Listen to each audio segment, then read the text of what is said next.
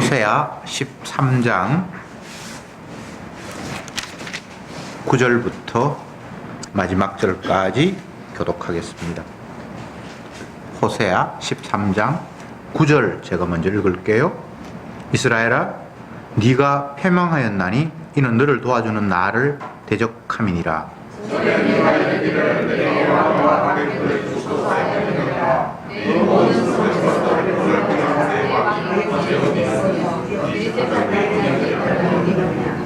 내가 분노함으로 네게 왕을 주고 진노함으로 하였노라.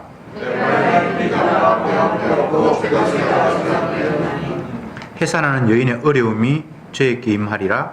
저는 어리석은 자식이로다. 때가 임하였나니 산문에서 지체할 것이 아니니라.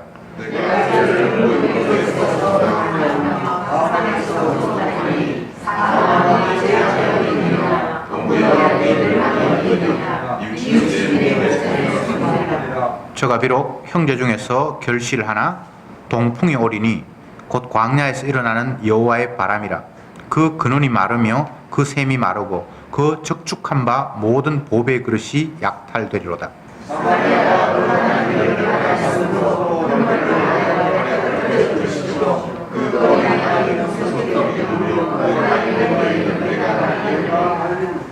아멘.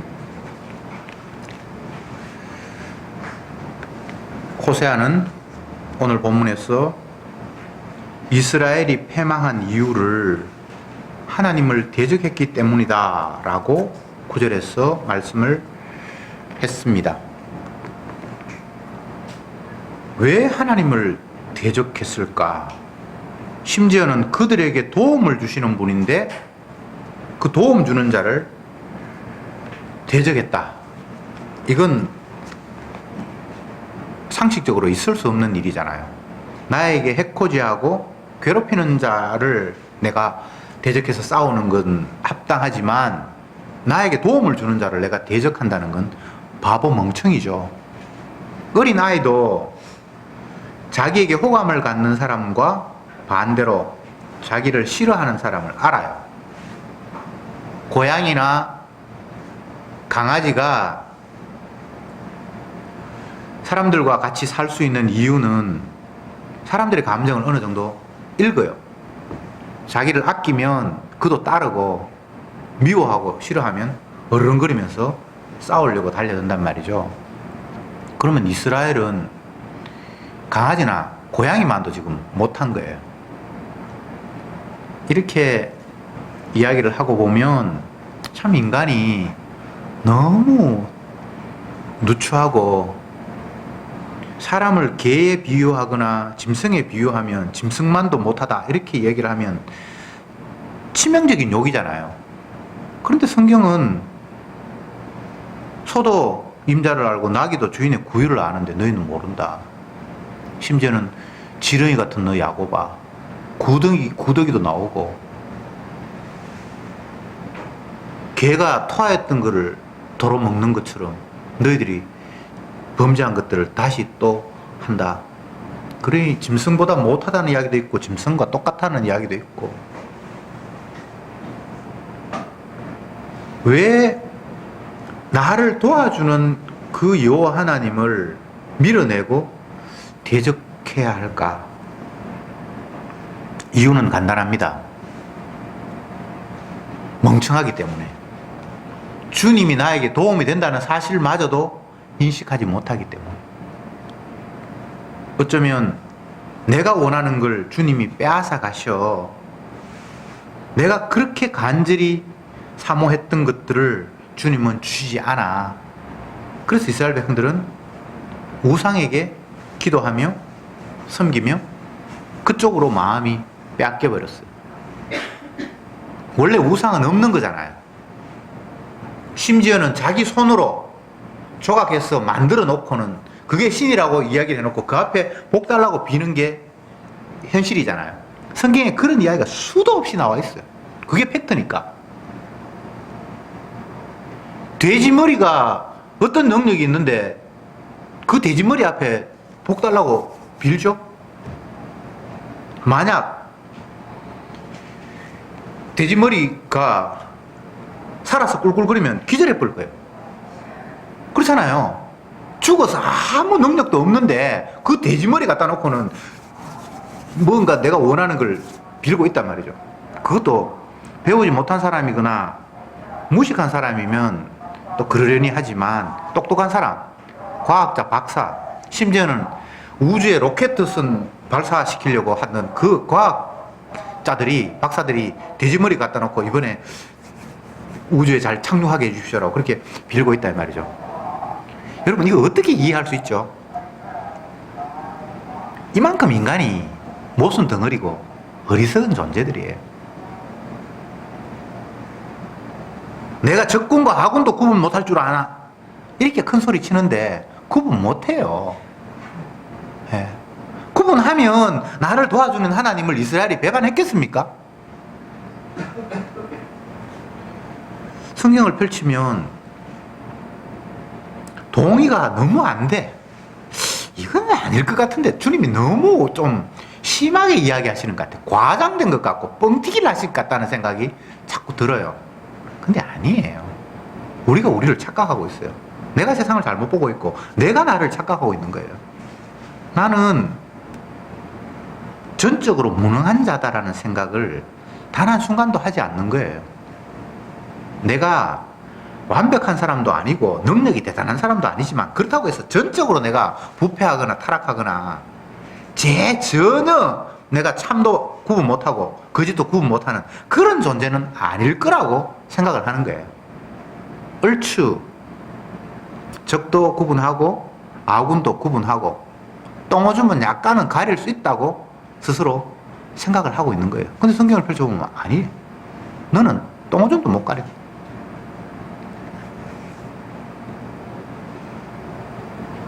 하나님이 선지자 이사야를 불러서 실상을 보여줘요. 성전에서 거룩한 그분을 만나버렸어요. 그러니까 어떻게 됐어요? 그게 제정신이 아니죠. 이제 내가 죽었구나.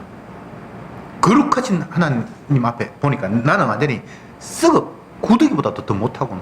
화로다 나여 망하게 되었다라는 그 짧은 한마디로 거룩하신 그분 앞에 선 자기 자신을 표현을 했어요. 그 짧은 한마디, 화로도 나의 망하게 되었다. 우리가 생각하면 주님 만나면 반가워서 만난 사람 너무 기쁘니까 좋아야 되는데 그 의미하신 앞에 자기 자신의 초라함이 보니까 이제 내가 죽었구나. 그랬는데 성전 화로에 피어진 숯불을 가지고 와서 천사가 그 부정한 이사야의 입에 대니까 그가 정결하게 되었다라고 성경에 표현해 놓고 하나님이 그때 이사야에게 사명을 부여합니다. 내가 내 백성을 위해서 누구를 보낼까? 이사야가 주님 나 보내세요. 제가 주님 보내면 가겠습니다. 이건 뭐 용기가 충천하거나 뭔가 의욕을 가지고 하는 그런 게 아닙니다. 내가 어디 가가 뭐 전 세계 복음을 전하고 아프리카를 뭐 바꾸려 뭐 그런 사기 충천한 게 아닙니다. 어쩔 수 없는 상황이 되어버린 거예요. 그래서 정말 부끄러운 마음으로 겸손한 마음으로 주님 보내면 제가 가야죠라는 그런 정말 어쩔 수 없는 그런 상황이에요. 근데 주님이 놀랍게도 하시는 이야기가 내가 너를 보내는데 내 말을 네 입에 두어서 네가 백성에게 내 말을 전할 텐데 그 백성들은 듣기는 들어도 깨닫지 못하며 보기는 보아도 알지 못하게 하기 위해서 내가 너를 보낸다. 이렇게 이야기를 하는 거예요. 이거 역설 아닙니까? 주님이 선지자를 세워서 당신의 말을 당신의 백성들에게 전하는 이유는 그들에게 순종하기 위함이 아니라 너희들은 죽었다 깨나도 내 말 못 알아듣는 썩어 빠진 구더기 같은 존재라는 거예요. 에스겔로 이야기하면 마른 뼈다귀 같은 거예요. 이거는 뭐 호흡이 끊어지거나 의식이 흐릿하거나 그 정도가 아니라 바짝 마른 뼈예요.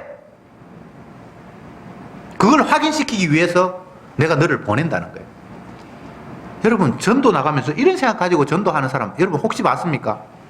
전도 훈련하면서 아니면 뭐 전도지 들고 어디로 나가면서 주님, 이사야의 말씀처럼 보기는 보아도 깨닫지 못하고 듣기는 들어도 알지 못하게 확인하는 상황에서 내가 나갑니다. 이런 마음 가진 사람 있습니까? 선교사 나가면서 다른 나라에 가면서 파송하면서 결코 하나님 말씀은 깨달아지는 게 아닌 걸 내가 확인하고 오겠습니다. 이런 마음 가지고 나간 사람이 여러분 혹시 봤습니까? 만약 그런 마음이라면 안 나가죠. 소득 없는 일을 왜 해요? 복음 전하면 혹시나 저 사람이 깨달아서 영생을 얻을까? 그런 마음 가지고 나가지. 죽었다 깨라도 너는 하나님 말씀을 모른다는 걸 확인시키기 위해서 내가 나가봐야지. 그런 마음 가진 사람은 없어요. 이런 성경 구절을 보면 얼마나 우리가 하나님을 오해하고 있고 내 자신을 착각하고 있는가가 계속해서 밝혀지는 거예요. 이사야의 그 표현은요, 신약에 여러 번 인용돼요. 보기는 보아도 알지 못하는 사도 바울도 제자들도 계속 그걸 인용을 해요. 하나님의 말씀이 백성들에게 주어졌을 때에는 너희들은 하나님과 전혀 상관이 없고 주님을 사랑한 적도 없고 마귀 새끼고 귀가 막혔고 눈이 막혀서 아무것도 보지 못하는 자야 라는 걸 확인시키는 차원에서 하나님의 말씀을 던지는 거예요. 제가 신학교 다니면서 어떤 동아리, 신학교 동아리에 이제 들어갔는데 그게 이름이 이제 제자훈련하는 그런 동아리에 들어갔어요. 그게 이제 가니까 대부분 사람들은 이제 뭐 하나씩 들어요. 학회 같은 데 그런데 이제 가입을 해가지고. 거기 가니까 예수님께서 12제자를 훈련시켜서 오늘날 전 세계에 복음이 전파됐다. 그렇기 때문에 우리가 제자가 되어서 전 세계에 나가야 된다. 이제 이런 그 모토를 가지고 막 가르치기 시작을 했어요. 그래서 열심히 배웠어요. 그랬는데 이건호 목사님을 어떻게 해서 만나서 강의를 딱 들었는데 하시는 이야기가 예수님이 제자를 부르신 이유는 그 누구도 하나님의 말씀을 알아들을 수 없다는 것을 확인시키기 위해서 12제자를 불렀습니다. 이렇게 얘기를 하시는 거예요. 그래서 얼마나 그게 반대적인 이야기입니까? 내가 신학교에 가서 다 나름대로 열정이 있고 복음을 위해서 뭔가 내가 희생하겠다. 내가 주님이 기뻐하시는 일을 해보겠다. 뭐 그런 마음을 가지고 갔어요. 나는 뭐 부자 되기 위해서 신학교 간 것도 아니고 공부도 못하는데 여러 번 시험 떨어져가지고 내가 4번 만인가 시험 돼가지고 대학원 갔거든요.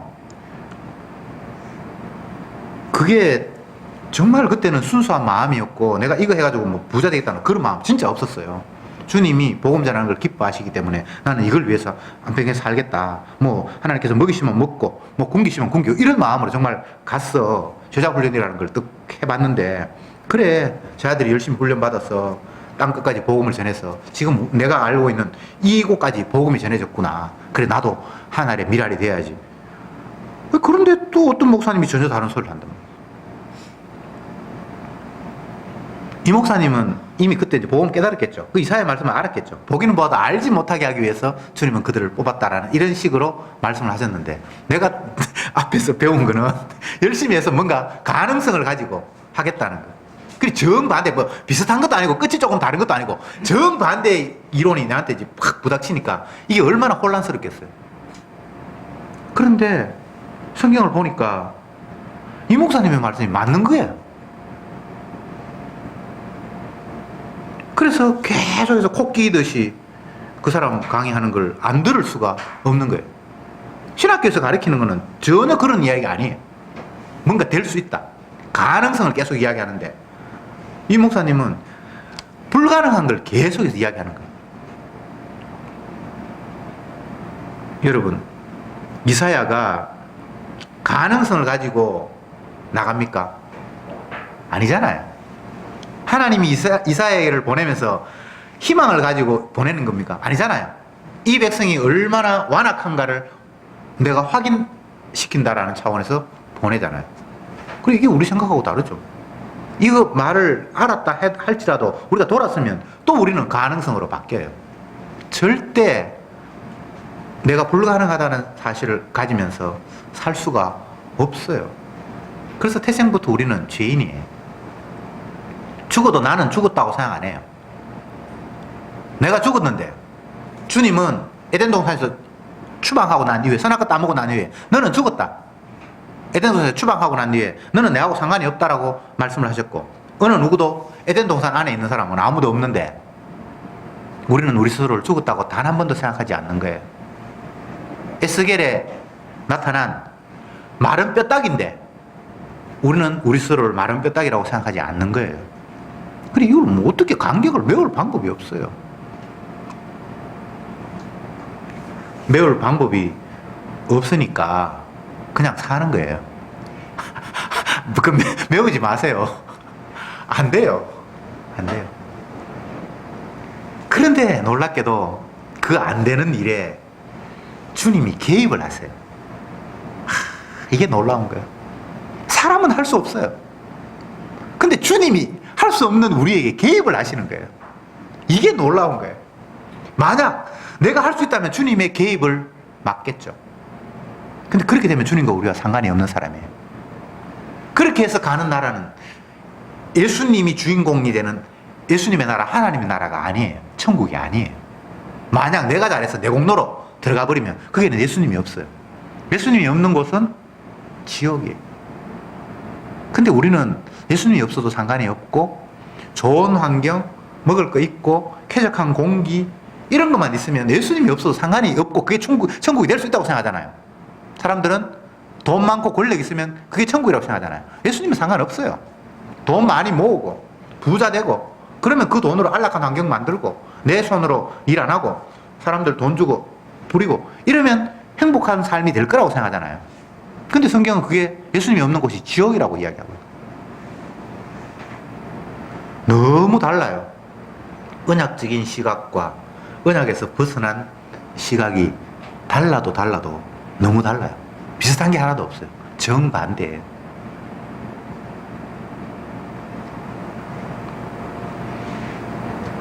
왜? 10절에 봅시다. 전에 네가 이르기를 내게 왕과 방백을 주소서 하였느니라. 네 모든 성읍에서 너를 구원할 자가 네 왕이 이제 어디 있느냐? 네 재판장들이 어디 있느냐? 주님이 이스라엘 백성들에게 너희들이 왕을 구했잖아. 왜냐하면 왕이 있으면 다른 나라처럼 잘 살 거라고. 그래, 너희 나라 왕이 너희들을 잘 살게 했니? 이렇게 주님께서 묻고 있는 거예요. 이스라엘은 세상 나라와 다른 어떤 나라를 하나님께서 보여주기 위해서 선택을 했습니다. 세상 나라는 언약이 없으니까 자기 힘으로 살아가는 나라라면 이스라엘은 주님의 희생으로 살아가는 나라로 하나님께서 구별시켜서 딱 뽑아놓은 자들이에요.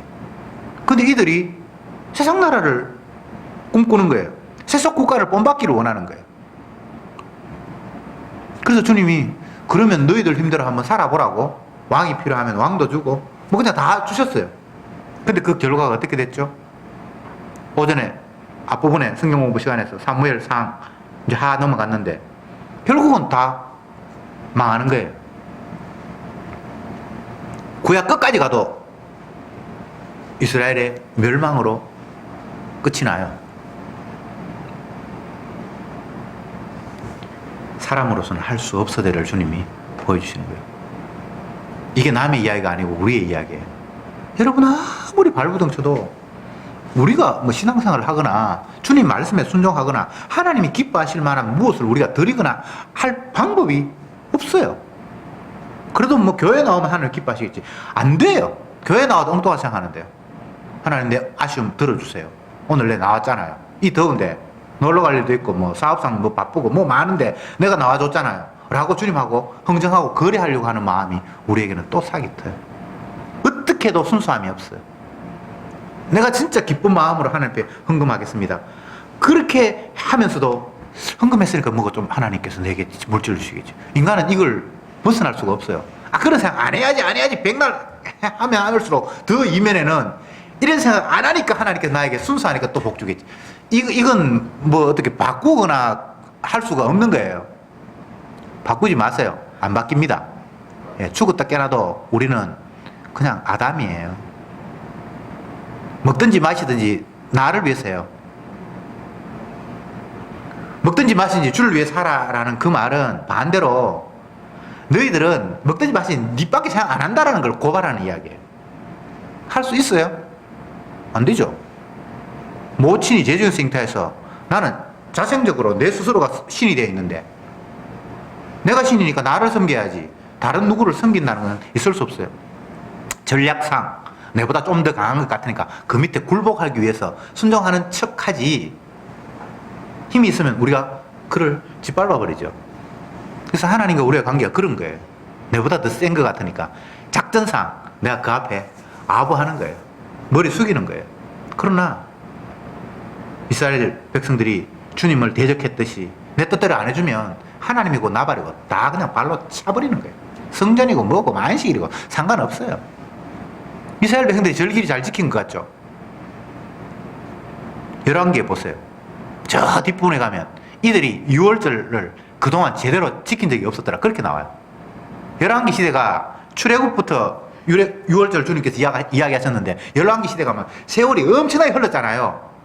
어떤 왕 정확하게 이름은 모르겠습니다. 그때 막 유월절을 국가적으로 막 지키는데 그 전에 제대로 유월절을 지킨 적이 없었더라라고 성경에 그걸 기록하고 있어요. 하나님 말씀은 허울이에요. 허울. 별 관심이 없어요. 나한테 도움이 된다라는 가정하에서 약간 흉내를 내지. 심지어는 안식일 지킨다고 하면서 시간만 쳐다보는 거예요. 아이고 빨리 안식일 지나가다가 장사해야 되는데. 성경에 나오는 이야기예요. 내가 과장된 게 아니고. 나라 분위기가 안식일 안 지키면 죽이고 막 이런 막 있으니까 억지로 흉내를 내면서 지금도 이스라엘 백성들이 그렇게 하고 있어요. 안식일 지킨다고.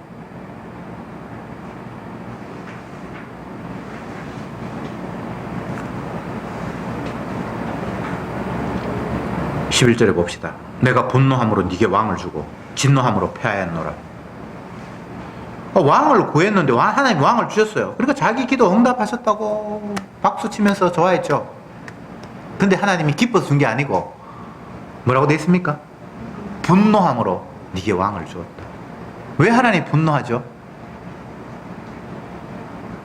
하나님이 자기 자신이 왕인데 계속 그들을 보살피면서 아기 먹이듯이 다 먹여줬는데 그분은 외면하고 다른 왕을 구하고 있으니까 하나님이 얼마나 속이 상하겠어요. 그래, 그 너희들이 원하는 대로 한번 해봐라. 그래서 분노함으로 왕을 줬다고 했는데 이거 성경 찾아봅시다.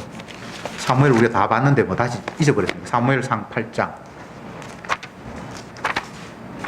7절 사무엘상 8장 7절 같이 읽어봅시다. 시작. 여호와께서 사무엘에게 이르시되 백성이 네게 한 말을 다 들으라. 그들을 너희를 버림이 아니요 나를 버려 자기들의 왕이 되지 못하게 함이니라. 하나님은 백성들이 우리에게도 다른 나라처럼 왕을 주세요라고 얘기했을 때 정확하게 읽었죠. 나를 버리고 나를 왕이 되지 못하게 하는 짓이 세상 왕을 구하는 거다라고. 그러니까 하나님께서 화가 났어. 그래, 너희들이 원하는 대로 해라. 분노함으로 왕을 줬다고 했잖아요. 이게 하나님 기도 응답이라고 착각하면 안 됩니다. 열심히 요구했으니까 하나님께서 우리의 왕을 주셨겠지. 그렇게 생각하면 안 된다고요. 하나님은 우리 기도 안 들어요. 자기 뜻대로 하시는 분이에요. 제가 이렇게 이야기하니까 수 목사는 기도하지 마라 하더라. 내가 기도하지 마라 한 건 아니고 하나님 우리 기도 안 듣는다는 이야기예요. 항상 사람들은 자기 편한 대로 이해해요. 하나님이 헌금에도 안 받습니다라고 얘기했지 헌금하지 말라는 이야기 안 했는데 자기 편리한 대로 이야기해요. 하든지 안 하든지 상관없어요. 그것과 상관이 없이 기준이 딴 데 있어요. 그래서 필요하면 뭐 하는 거죠. 네. 하라 하지 말라는 이야기가 아니에요. 거기에 기준이 있는 게 아니라는 거예요. 분노함으로 왕을 주었고 진노함으로 패했고 결국은 줬다가 하나님께서 다시 빼앗아 버린 그런 꼴이 됐는데 의미 없음을 이제 확인했지 라는 거예요. 나라 세웠지, 왕 세웠지, 너희들 열심히 해봤지, 안 되지. 그래, 안 되잖아. 힘으로도 되지 아니하고 능으로도 되지 아니하고 오직 나의 신으로 되느니라. 이게 나중에 이스라엘 백성들의 성전이 부서지고 다시 성전을 세울 때 주님께서 하신 말씀이에요. 너희들이 아무리 힘쓰고 애쓴다고 해도 내가 기뻐하는 어떤 일을 너희들이 이룰 수 없다. 그건 성신으로만, 하나님의 신으로만 가능한 일이다. 하나님이 기뻐하시는 일은 하나님의 신만이 하실 수 있는 일이다. 예수님이 나 외에는 아버지를 아는 자가 없고, 뭐 그렇게 긴 구절이 아니에요. 짧게 그렇게 하고 지나가는데 그 말 속에 어마어마한 게 들어있어요. 예수님 외에는 아버지를 아는 자가 없대요. 그럼 유대인들의 신앙생활, 하나님 섬기는 거 다 거짓말이 됐던 거예요. 아버지를 예수님만 알고 있으니까 그들이 하나님 아버지라고 이스라엘 백성들이 제사장부터 해가지고 다 섬겼잖아요. 근데 예수님이 내 말고는 아버지 아는 사람 없거든. 그러니까 너희들 아는 아버지 다 거짓말이라는 거예요. 이보다 더 매몰찬 이야기는 없겠죠. 너희들은 다 썩어 빠졌어. 하나님한테 그거는 우상이고 네 머릿속에 지어낸 가짜 하나님이지 진짜 하나님은 내 말고는 아는 자가 없어. 인간을 다 개무시하는 거예요. 너희들의 신앙생활 다 헛방이야. 그거 우상한테 절하는 거야. 무엇을 마실까, 무엇을 입을까, 무엇을 먹을까 하는데 그거는 이방인들 앞에 구하는 제사지, 그건 하나님 앞에 기도할 수 있는 내용이 아니야. 근데 인간이 먹고 마시고 뭐 그거 말고는 뭘 구할 게 있습니까? 복음을 처음 접하면 첫 번째 나오는 반응 중에 하나가 그럼 내가 하나님을 어떻게 섬기지? 뭘 기도하지? 이런 반응이 첫 번째 나오는 거예요. 왜냐하면 엉뚱한 거 날마다 구했는데 그 하나님은 그런 기도 안 듣고 그건 우상이다. 그 나라와 그 일을 구해라. 너무 막연하지 않습니까? 구하면 주신다고 했는데 내가 돈이 필요하니까 돈 구했고 건강 필요해 건강 구했고 자식이 뭐 어려움이 있어서 그걸 위해서 기도했는데 하나님이 그걸 구하지 마라 그러고 안 된다 그러니까 그럼 뭐 이제 할 게 없는 거예요. 그만큼 우리는 전혀 엉뚱한 것만 찾아왔던 거죠. 그래서 복음이 우리에게 다가오면 계속해서 멘붕, 도대체 내가 뭔지 계속 부서지는 거예요. 뭔가 조금 더 뭐 접근을 하려고 그러는데 내가 말이 안 되는 거예요. 화로도 나야 망하게 되었다. 이제 내가 완전히 박살 났구나. 더 이상 뭐 내가 그분하고 뭐를 하고 할 그런 상대가 내가 못 되는구나라는 사실을 발견하고 자기 붕괴가 계속해서 발생하는 거예요. 요한복음에서 성령이 너에게 임하면 죄에 대해서, 의에 대해서, 심판에 대해서 너희를 책망하리라 이렇게 기록하고 있잖아요. 성령은 십자가에 못 박히신 예수님의 영이잖아요. 그 예수님의 영이 우리에게 찾아와 버리면 내가 예수님을 잡아 죽인 원수가 되어버리잖아요.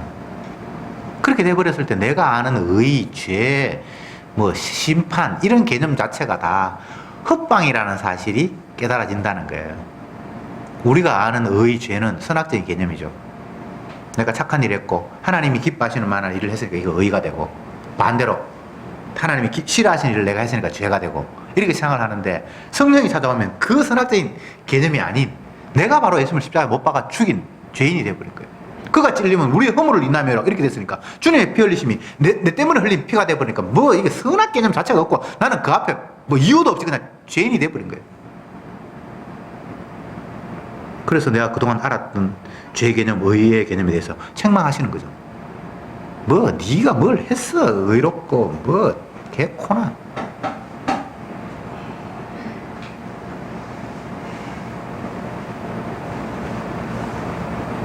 아무리 성경을 뒤지고 살피고 묵상을 해도 인간에게는 가능성이라고는 눈꽃만큼도 없어요. 주님의 시각에. 마른 뼈가 뭘 합니까? 너희는 죽었고 라고 했는데 죽은 자가 뭘 할 수가 있어요? 할 수가 없어요. 성경 공부 끝나고 차 마시면서 뒤에서 이 얘기를 나누었는데 구원이라는 것은 인간 측에서는 절벽이고 불가능해. 그걸 구약 성경이 다 보여주는 거예요. 한 나라 이스라엘을 하나님이 딱 샘플로 시범조교로 딱 불러서 그들에게 사랑도 주고 하나님의 율법도 주고 성전도 주고 다 줬어요. 나는 이런 하나님이라고, 내가 세상을 지었다고, 내가 너를 택했다고, 내 마음은 이런 거라고 딱 줬어요. 근데 어떻게 됐습니까? 주님을 버리고 세상으로 나갔고 제사고 성전이고 다 끝나버린 거예요. 그게 구약의 역사예요. 그 가운데 호세아가 지금 담겨 있어요. 사람은 죽었다 깨나도 이스라엘은 이제 샘플인데 이스라엘을 확대시키면 모든 인간이잖아, 그죠? 모든 인간은 하나님의 뜻과 전혀 상관이 없이 지가 하나님 돼서 지 멋대로 살아가더라. 그래서 멸망할 수밖에 없다라는 걸 딱 하나님이 구약에서 못 박아버렸어요. 그러니까 인간에게서는 구원이 있을 수 없는 거죠. 이방인들이 구원 못 얻는 건 당연하고, 택한 백성 이스라엘마저도 하나님 은혜를 받고 뭐 출애굽해서 뭐 기적이 나오고 뭐 별별 은혜를 다 입체적으로 받았는데 하나님 차버렸다는 게 이 구약의 이야기잖아요. 그게 확정된 이야기잖아요. 그게 모든 인간이라는 거예요. 사실은 이방인이든 뭐든 신약에 오면 다 하나님께 새벽과 뭐 공기를 주시고 다 노아 언약의 혜택을 입고 있어요. 누구도 예외 없이. 교회 다니는 사람이나 절에 다니는 사람이나 뭐 아프리카 사람이나 뭐 한국 사람이나 해당 사항이 없이 다 주님의 은혜 안에 살아가고 있어요. 물론 하나님의 말씀이 구체적으로 들려진 사람이 있고 안 들린 사람이 그 차이가 있지만 일반적인 은혜는 모두에게 다 베풀어지고 있어요. 근데 그들이 하나님을 알지 못한다고 로마서에 나와 있잖아요. 하나님이 우리의 생활 가운데서 계속해서 자기의 살아계심과 은혜를 펼치고 있음에도 그들은 하나님을 믿지 않고 찬다고 그렇게 나와 있잖아요. 하나님을 알되 하나님을 영화롭게 아니하며, 물론 그게 안다는 말이 제대로 알았다는 말이 아니라 하나님의 은혜가 입체적으로 주어지고 있음에도 불구하고 하나님을 영화롭게 하지 않는다는 거잖아요. 모든 피조물들이. 어디를 봐도 인간에게는 구원이라는 것들이 우리 쪽에서는 성립이 될 수가 없는 거예요. 그런데 구원 얻은 사람이 있어. 천국 가는 사람이 있어. 그러면 어떡하는데? 거기서 인간들은 발부둥을 치죠. 천국 가고 싶어서. 지옥은 고통스럽잖아요. 천국은 좋다고 하니까. 있는지 없는지 확실히 모르지만 만약에 있다라면 나 좋은 곳에 가고 싶은 거예요. 그래서 거기서 아이디어가 나오는 게 이제 종교죠. 인간이 생기고부터 종교는 출발했습니다. 종교가 나중에 만들어진 게 아니에요. 인간이 만들어지고부터 그것부터 종교가 시작이 됐다고. 근데 그 종교라는 것은 복음이 아니에요. 자기를 위한, 나 구원시키고 나 행복하게 만드는 어떤 절차와 과정이 종교예요. 가인과 아벨이 왜 제물을 하나님께 드렸을까요? 왜 드렸을까요? 뭔가를 기대하는 거예요. 근데 한 사람은 뭐 하나님이 또 기뻐 받으시고 한 사람은 안 받고. 잘 드려서 받은 게 아니고, 예. 하나님이 받은 사람이 있어요. 알과 죽정이를 나누고 염소와 양을 나누고 마태복음 25장에 주님께서 죽정이 말고 이 알곡이 된 사람에게 하시는 말씀이, 그게 정말 희한한 거예요. 너는 내가 배고플 때 먹을 걸 주었고 옥에 갇혔을 때 돌보았고, 근데 자기는 한 적이 없어. 지극히 작은 소자에게 한 게 내게 한 거다. 이거 사실은 코에 걸면 코골이고 귀에 걸면 귀골이에요. 그냥 주님이 그렇게 인정해 주시는 거예요. 가인이, 아벨이 제사를 드렸어요. 근데 하나님 받았어요. 그가 잘 드려서 받은 게 아니에요. 하나님 받고 싶어서 그냥 받은 거예요. 피가 있다라는 이유를 그냥 억지로 붙였어. 양과 염소가 나눠졌는데, 치움과 알고 죽정이가 나눠졌는데, 알고편에 선 사람이 네가 알고에 온 이유를 설명을 하는데 그들로는 동의가 안 돼요. 근데 하나님 이유를 붙인 거예요. 아시겠습니까? 이렇게 말고는 설명이 안 되는 거예요. 그들이 정말 무엇을 해서 알곡이 된 게 아니에요. 억지로 하나님이 이거 한 거, 그거 나에게 한 거라고 내가 인정한다라는 거예요. 이걸 칭의라고 해요. 의롭다고 칭해 주는 거예요. 죄인인데 의인이라고 주님께서 이름을 갖다 붙이는 거예요. 물론 거기에는 십자가의 의미가 그게 담겨 있어요. 주님이 자기 백성이라는 이유로 대신해서 희생하신 상대가 있어요. 그래서 그 상대를 보면서 너는 의롭다. 왜냐하면 내 피가 너에게 있기 때문에. 이게 알고편에 선 사람이에요.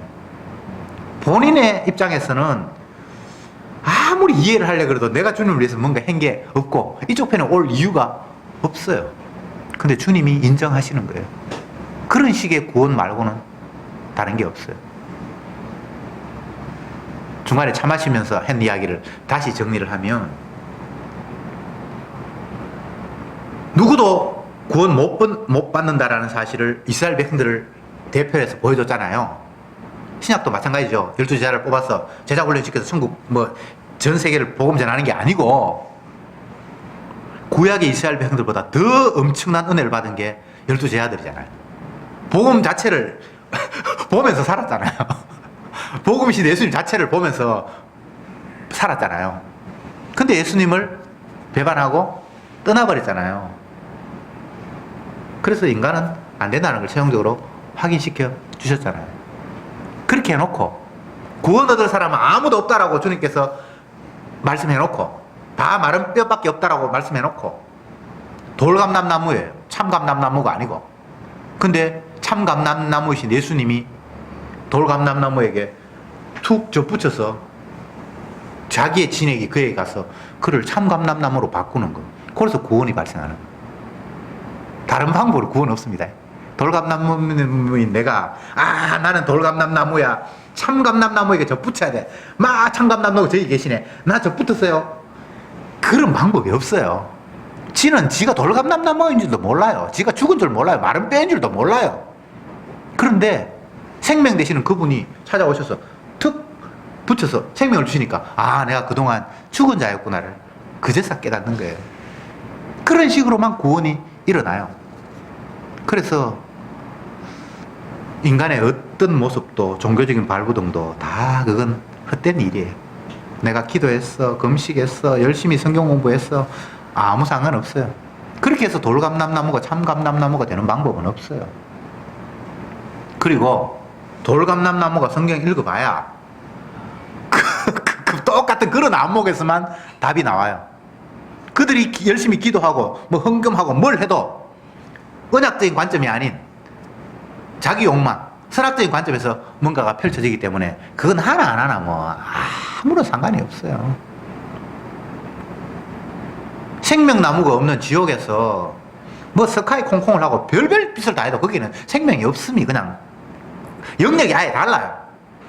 생명나무가 있는 영역과 생명나무가 없는 영역, 생명나무가 없는 영역에서는 무슨 짓을 해도 그 생명이 안 되는 거예요. 이게 어렵습니까? 그럼 어떡하는데요? 방법이 없어요, 우리 쪽에서는. 그래서 그냥 살라는 거예요. 단 주님이 내가 택했다라는 이유 때문에 그냥 살고 있는 그들에게 찾아오셔서 툭 건드려요. 성령이 찾아와요. 그래서 자기의 생명이 돌감람나무, 우리에게 참감나무 이렇게 접붙이는 일이 발생하는 거예요. 그러면 그제서야 깨달았죠. 내가 돌감람나무였구나. 헛된 인생을 살았구나. 주님의 보혈의 피만이 나에게 유일한 희망이구나 라는 것이 그냥 깨달아지는 거예요. 그래서 사람이 할 수 있는 건 아무것도 없어요. 주님이 찾아온 사람은 내가 죄인이라는 사실을 그냥 고백하는 것 말고는 없어요. 그래서 그 사람은 십자가만 이야기할 수밖에 없어요. 내가 열심히 해서 뭐가 됐습니다라는 게 아니고, 나는 돌감나무였는데 참감람나무인 그가 나에게 와서 생명을 내게 주셨군요.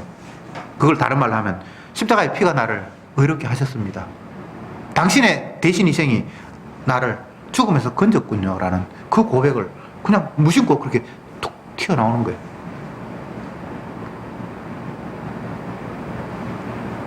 참과 거짓은 너무나 명확하게 구분됩니다. 거짓은 날마다 자기 자랑이에요.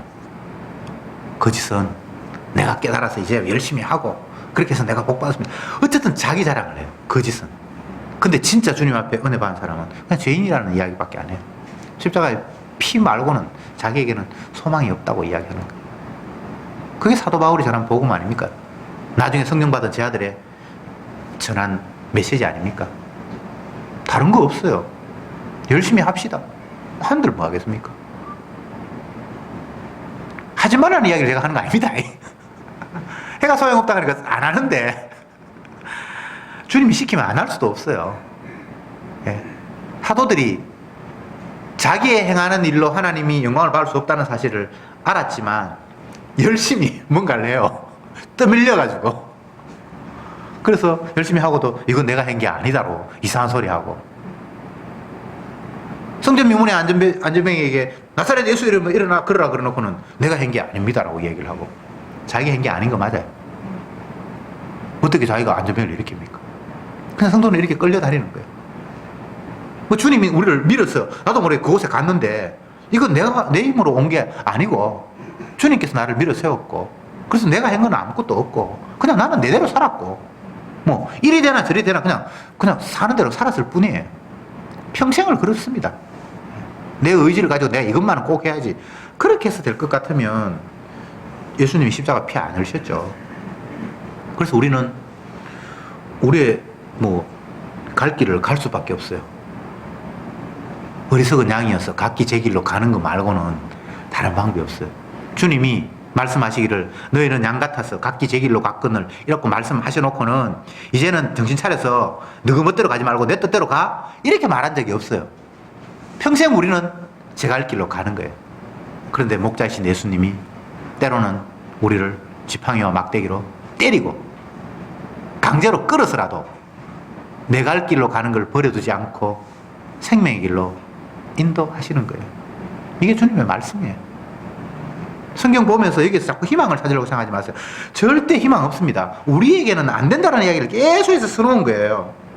근데 주님이 그런 말씀을 하시면서 또 하시는 말씀이 14절을 봅시다. 이거 보고 마치겠습니다. 내가 저희를 음부의 권세에서 속량하며 사망에서 구속하니 사망아 네 재앙이 어디 있느냐, 음부야 네 멸망이 어디 있느냐. 주님께서 음부에 있는 우리를 끄집어내고 사망에 있는 우리를 끄집어낸다는 거예요. 이거 말고는 방법이 없어요. 내가 나올 수 있는 방법은 없어요. 주님이 자기 새끼라고 자기 양이라고 우리를 찾아오셔서 끄집어내시는 거예요. 기도합시다. 주님 감사합니다. 우리는 어리석은 양이어서 물이 있는지 풀이 있는지 무엇이 있는지도 분별하지 못하면서 내 원하는 대로 내 편한 대로 제 길로 가는 그런 삶을 살 수밖에 없습니다. 이런 우리가 눈을 밝히 떠서 풀이 있는 곳을 보고 물이 있는 곳을 확인할 수 있도록 주님께서 우리를 바꾸시는 것이 아니라 여전히 어리석고 엉뚱한 길로 가는 저들을 버려두지 아니하시고 강제로 당신이 원하는 곳으로 끌고 감으로 말미암아 우리에게 물을 먹이시고 풀을 먹이시고 생명을 허락하시는 그 주님의 능력을, 주님의 그 사랑을 오늘도 말씀을 통해서 다시 한번 확인했습니다. 더 이상 내 힘, 내 가능성을 의지함이 아니라 나의 불가능함을 날마다 자각하는 생활이 되게 하시고 또 그와 함께 주님의 보혈의 피가 우리를 살린다는 그 놀라운 은총이 우리에게 감격으로 찬양으로 다가오게 해 주옵소서. 예수님의 이름으로 기도드리옵나이다. 아멘.